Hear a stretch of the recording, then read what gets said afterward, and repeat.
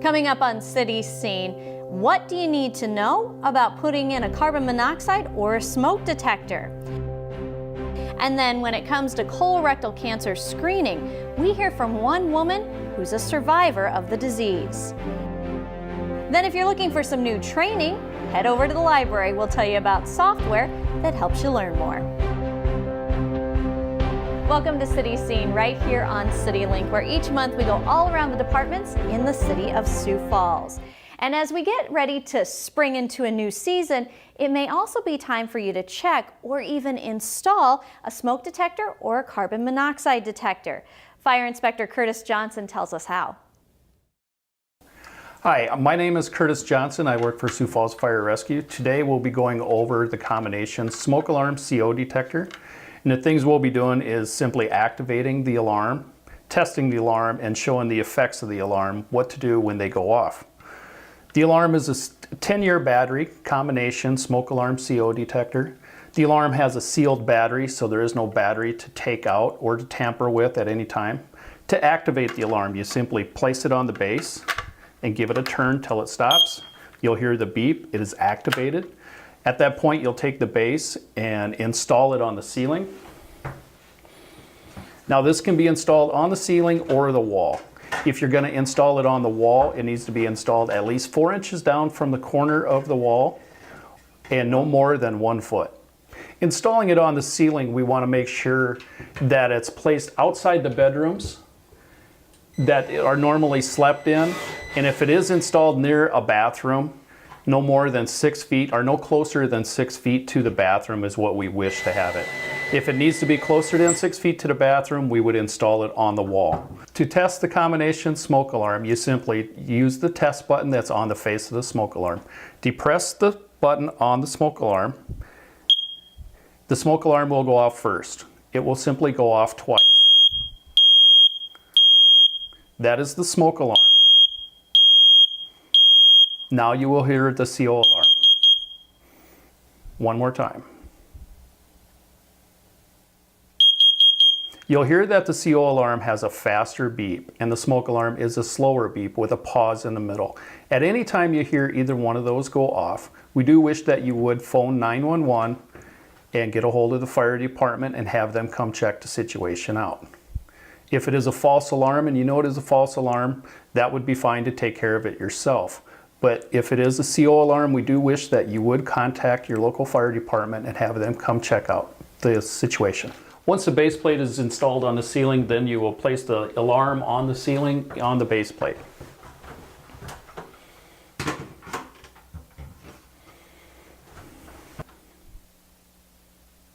Placement of the combination detector on the ceiling. You can use the box for a measurement. You want to be at least 4 inches away from the wall. So at least 4 inches away from the wall, you can see that the box is 4 inches, so you would place your combination detector at least that far away from the corner or the wall. If you wish to place the combination detector on the wall, you can also use the box for a placement. You can place it below the box. That would be more than 4 inches but less than 12 inches, so you'd place the combination detector just below the box itself. Sioux Falls Fire Rescue recommends having a combination smoke alarm CO detector in your house. The one that we use would be a combination CO alarm, smoke alarm, and it is a 10-year battery. It is a 10-year sealed battery. You install it on one level of the home, outside your bedrooms. If you have a forced air furnace in your home, we recommend having one outside your bedrooms. That would cover your whole house. The CO, if there were to be a problem in the house, the furnace would generate the air movement in the house and move the air around, and the CO detector would go off then if there were to be such a problem. The CO detector, once it alarms, we do wish that you would dial 911 and get your local fire department to come to your home and check things out. Here in Sioux Falls, smoke alarms and CO alarms are provided if you cannot afford to buy them yourself. The phone number that we wish you would call if you cannot afford to purchase the items yourself would be 367-8093. If you have any questions about smoke alarms or CO alarms or anything in your house related to fire, you can also call that number. Again, that number is 367-8093. The American Red Cross estimates at least 900 people every year could be saved if they had a working smoke detector. And when it comes to saving lives, knowing about colorectal cancer can help save yours or a family member's. March is Colorectal Cancer Awareness Month, and Mary Michaels talks to a survivor. Hi, welcome to City Scene. I'm Mary Michaels with the Sioux Falls Health Department, and March is Colorectal Cancer Awareness Month. Colorectal cancer is actually the third most common cancer diagnosed in men and women, but only 59% of those who could get screened for colorectal cancer do get screened. And there is a goal nationwide of increasing that number to 80% by 2018. With me today is Lisa Kellen Anderson, who has a journey that she would like to talk about related to colon cancer. So welcome, Lisa, and tell us a little bit about your story. Well, last summer, in midsummer or so, thought I noticed a little blood in my stool, which I thought was unusual because I'm a fairly regular person. Had a family vacation planned to go out to Yellowstone for a couple weeks, so I kind of dismissed it, and we enjoyed our vacation, came back, and then I thought I maybe noticed it again.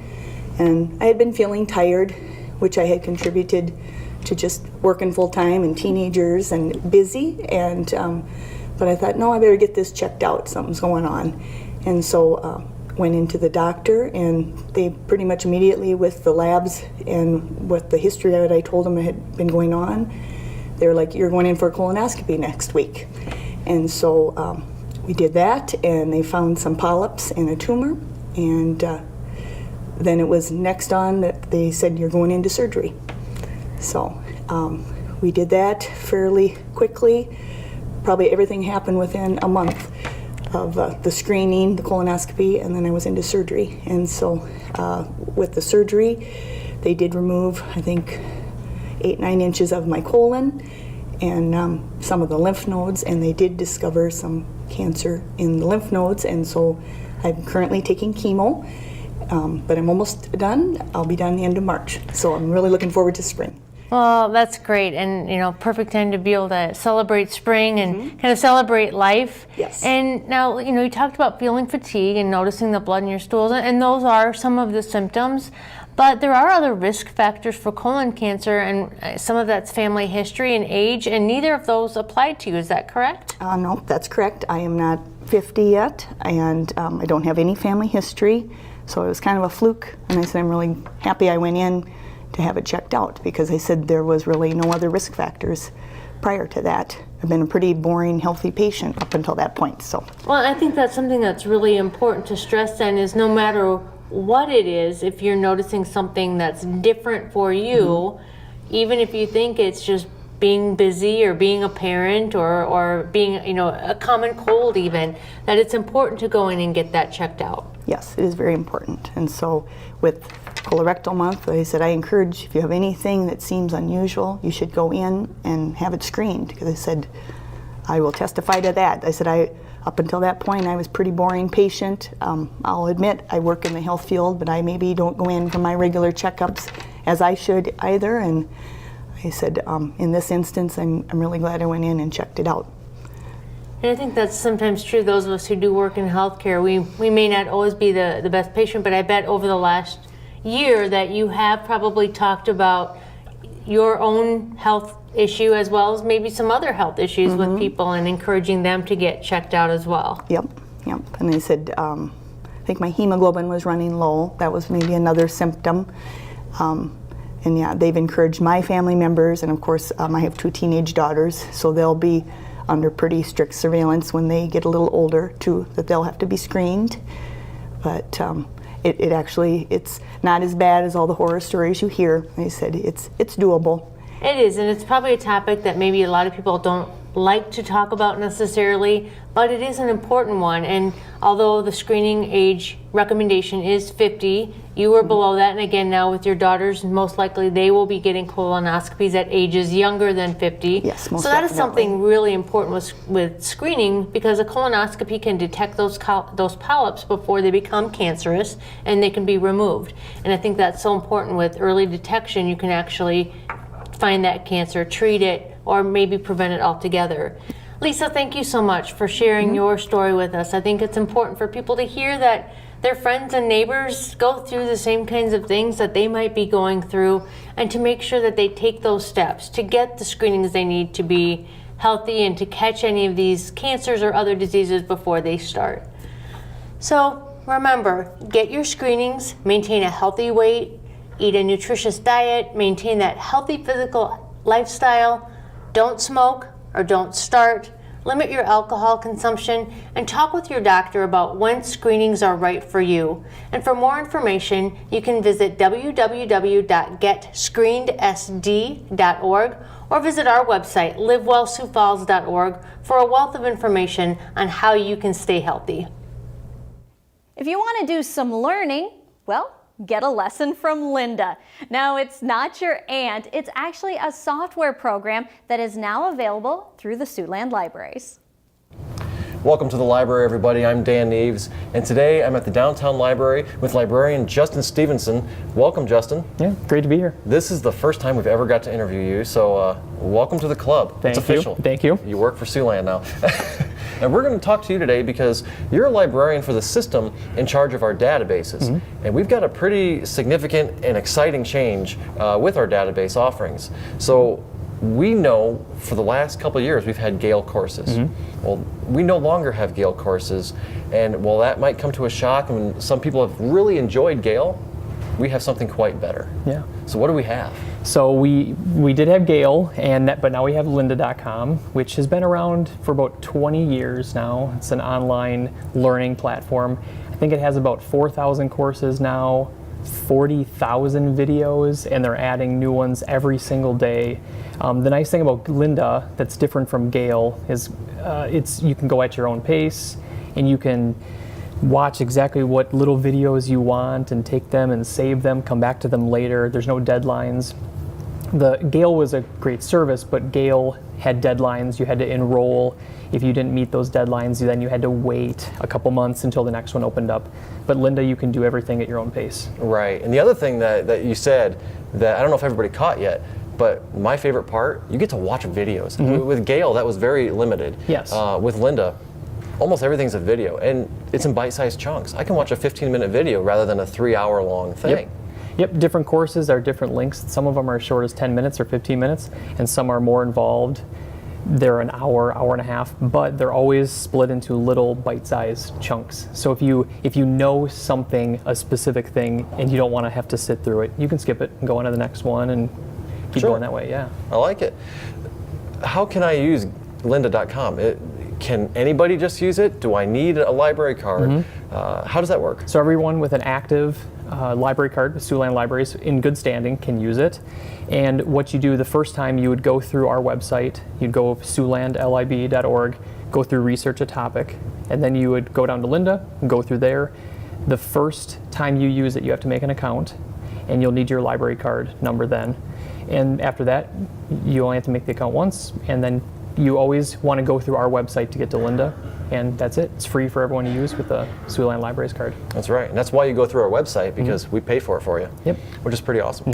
All right, and you can get certificates, is that correct? Yep, you can get certificates of completion, and because Lynda is actually a LinkedIn product, LinkedIn purchased Lynda 2 years ago now, you can post those onto your LinkedIn profile. You can print them out. You can send them to your employer, to your supervisor, anything like that. Yeah, that's pretty cool. And one thing I like with Lynda too is when I'm going through, sometimes I have 2 minutes, 3 minutes, and I want to see what's available. I can add it to a playlist for myself, so I can come back to it later. Yep, you can make pretty much as many playlists as you to your heart. Make them to your heart's content. You can, say these are communication courses I want to save and come back to later, and you can save whole courses. You can save little pieces of different courses to these playlists and save them for later.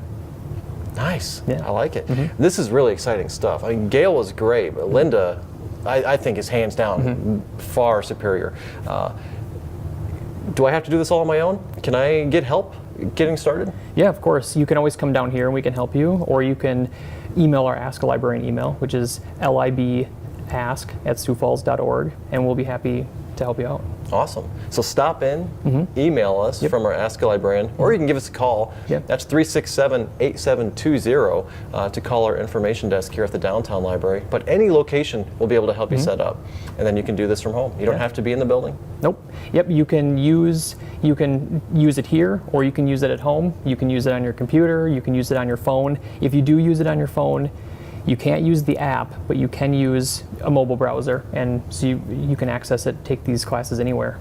All right. And some classes also have offline courses or files that you can download, like study materials that will kind of accentuate and complement the course as well. Transcripts, all that good stuff. Yep, transcripts. Exactly. Awesome. Check it out, guys. Lynda.com through Siouxland Library. So visit our website, go to research a topic, find lynda.com, go sign yourself up for an account. It's free. There's no limitations, is there? I'm not limited to 10 videos a month or 10 courses a month. Nope. You can watch as many as you want for as long as you want. You can, no limit at all.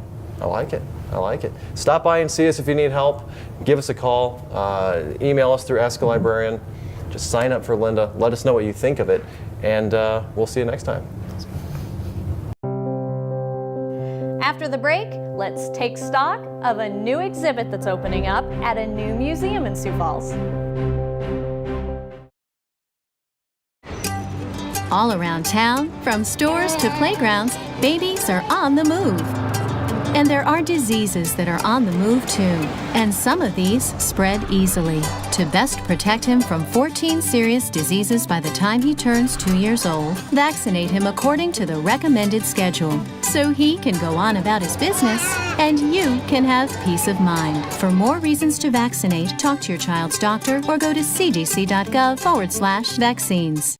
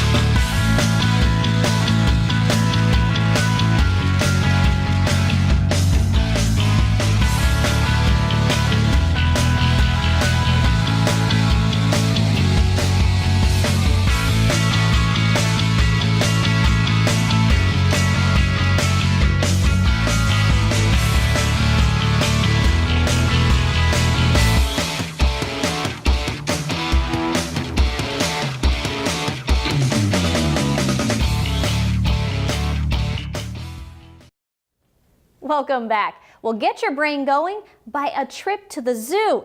That's right, a new and limited time exhibit is all about brain play. I'm Kylie Bream, Senior Director of Communications at the Great Plains Zoo and Delbridge Museum of Natural History. Today we're in Brain Play, a limited time exhibit for children located in the Great Room of the Delbridge Museum of Natural History. Brain Play is really a hands-on oasis for kids during these winter months. We have a variety of activities, including STEM play with squishy circuits and an Ozobot. Kids can get up close to augmented reality penguins and otters in a fun hands-on space new to the Delbridge Museum. We also have a learning log filled with real animals like a pancake tortoise and a tarantula, behind glass of course, as well as some iPads with fun animal-themed games that kids have been having a blast with. Children and families love Brain Play. Our members especially have been coming for 2 or 3 hours per visit. So we've had an amazing response from the Sioux Falls community. Brain Play is open every day from 10 a.m. till 4 p.m. So it's a great opportunity for families to visit the zoo and have a great time indoors as well as outdoors. The Great Plains Zoo has hosted a number of traveling exhibits during the winter months, including dinosaurs and here be dragons. but we really thought that we would create our own space this year based on the success of our kids clinic located in the lobby of the Delbridge Museum of Natural History. That space has really become a destination for member families and other children and adults from the Sioux Falls community. So we really thought that Brain Play would be an excellent feature for those families, and we were right. The response has been tremendous. Brain Play is completely free for zoo members. Admission for non-members is just $3 per person plus the cost of zoo admission. Thanks, Kylie. And there are even more opportunities to learn springing up around Sioux Falls because of a new museum at Falls Park. Hi, my name is Jennifer Hazing and I'm the Executive Director of the Stockyards Ag Experience. I'm here to tell you about this brand new attraction at the Falls Park Horse Barn. So we're the Stockyards Ag Experience, and we've got about 1,800 feet of interpretive space here today telling a story of agriculture starting with the Sioux Falls Stockyards. So our exhibit in the loft level is dedicated to that rich 92-year history of the Sioux Falls Stockyards, and downstairs it's connected to what we call the farm to table story, which bridges that rich history to agriculture today. Well, previous to this renovation, the facility itself was used mostly for storage. We stored Christmas lights and other features used here in the park throughout the year. It was an aging facility. It was in need of some upgrades. Mostly mechanical, electrical, and architectural improvements were a part of the project. It was a complete renovation. It was approximately $190,000 worth of capital improvements. We brought the barn up to accessibility codes from an ADA standpoint. We installed new siding, roofing, electrical improvements that brought it up to code, mechanical improvements, renovation of the restrooms, flooring, and then some of the framework that you see that holds up the exhibits. The location to the original stockyards, it made a lot of sense. The proximity alone is a natural fit. And then we have so many people come through Falls Park on an annual basis that it just gives us one more feature within the park to draw people here and another amenity for them to enjoy. Upstairs is the natural start to our exhibit. So when you're coming here, we encourage you to stop into the loft level. It starts with that Stockyards history, and there's lots of interactive there too, especially 29 hours of video that was edited into oral histories by our partners at the Siouxland Heritage Museum. So you can hear about the Stockyards complex from people who worked there, people who experienced it in a lot of different capacities. Downstairs in our farm to table story, we've been very fortunate to develop a really dynamic interactive exhibit featuring the grains and livestock products that are grown within our 100-mile radius. So there's lots of interactives ranging from low tech to high tech, exploring how tall corn grows, where corn goes when it comes out of the field using mazes, some tech elements, 360-degree video that make you feel like you're standing right there at the dairy barn. It's fun too to scan our food products. We have 120 food products in our kitchen, each of which is equipped with a barcode scan. You can learn more facts about your food and about farming right here. You'd be surprised how many people in our community are new to this area or who are several generations removed from the farm. So our notion is to pay honor to that legacy, that heritage, and then connect it to today. So especially for the people who are visiting Falls Park, we know in 2016 that was more than 216,000 people from 50 states and 68 foreign countries. So there's plenty of people passing through this location who don't know that ag story. So our entire mission is focused on the way agriculture is connected to our daily life. So upstairs, we want folks to understand how that legacy has really created economic vitality here in our community and in the region. And downstairs, we want folks to better understand how their food makes it to the table and that there's a farmer producing that food for you. And we are really fortunate to have so many good, healthy food choices available to us, and we have farmers to thank for that. I think it's great. I think the contractor did an incredible job of not only bringing it up to speed, making those improvements that were needed, but capturing the original construction of it and really highlighting it. You can see in the flooring and some of the other framework features that were done that it captures the time frame of the original architecture. So our website is stockyardsagexperience.org, everything all spelled out, and you can search Facebook for the same, and that'll give you another great place to find our information. We're operating seasonal hours, so we're finishing up here in March our winter hours, which run November to March. A modest admission fee here at the Stockyards Ag Experience Barn, $5 for adults over 18, $3 for kids 3 to 18. You could expect to spend at least an hour and a half here, so a good investment, better than what you'd see with a movie. Thanks for joining us here on City Scene. And don't forget, if you missed anything, all you need to do is head over to siouxfalls.org, or of course, you can find us on YouTube. And until next month, we'll see you back here.